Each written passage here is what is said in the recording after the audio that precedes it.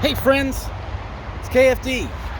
Today's old school USDM Hunter find for the day is brought to you by the unnamed Chevy shop next to a loud freeway in a land far, far away. And today what is great, I get to play with something I love very much, a Mopar. This is a 1964 Plymouth Sport Fury.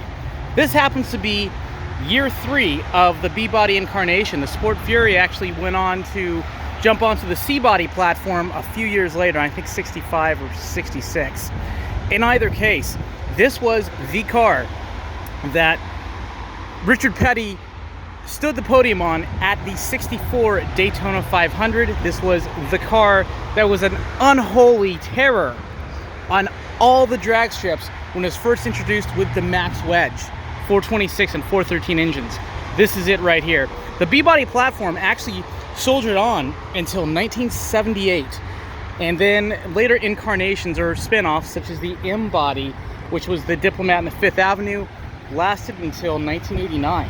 This car, I'm not sure who designed it off the top of my head. It looks very much like Elwood Engel. Elwood Engel was doing a lot of stuff for Ford.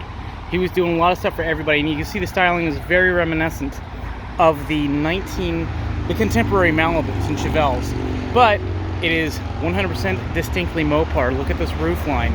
This is one thing you would only see on a Mopar.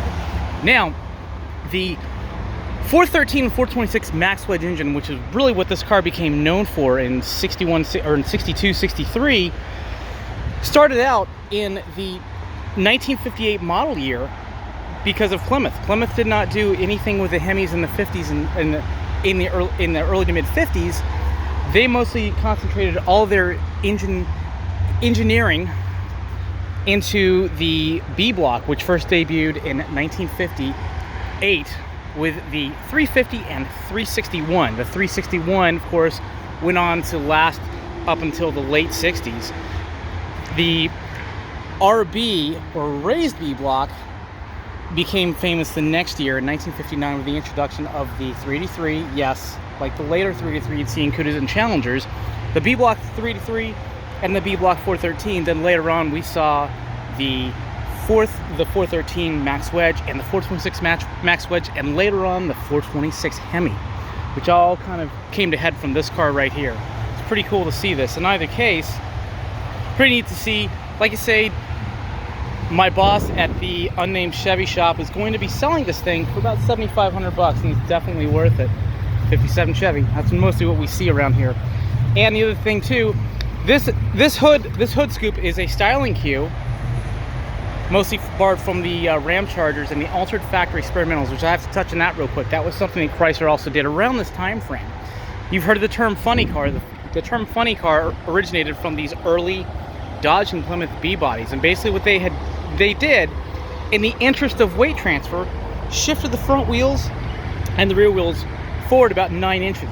So you'd see these funny looking cars, and that's where that came from, was from these. And basically it was just to help weight transfer back, to get more traction onto the back tires, because you got to remember that the 426 Hemi weighed 716 pounds. So you can imagine that the wedges, the 426 and 413 Max wedges, weren't that far behind. That's a lot of pig iron to have up front, and so they would do crazy things like that. And then, like I say, of course, this car also was painted Petty blue and ran at Daytona 500. Well, not this particular one, but you get the idea. So there it is, folks. There's your 64 Fury in a nutshell. If you guys are serious, the owner of the said unnamed shop is going to be selling this for about $7,500, somewhere in that neighborhood. He's 12.5. It has a built 727 and a nice little 440 that'll go in it. Thanks for watching. As always, follow your passions.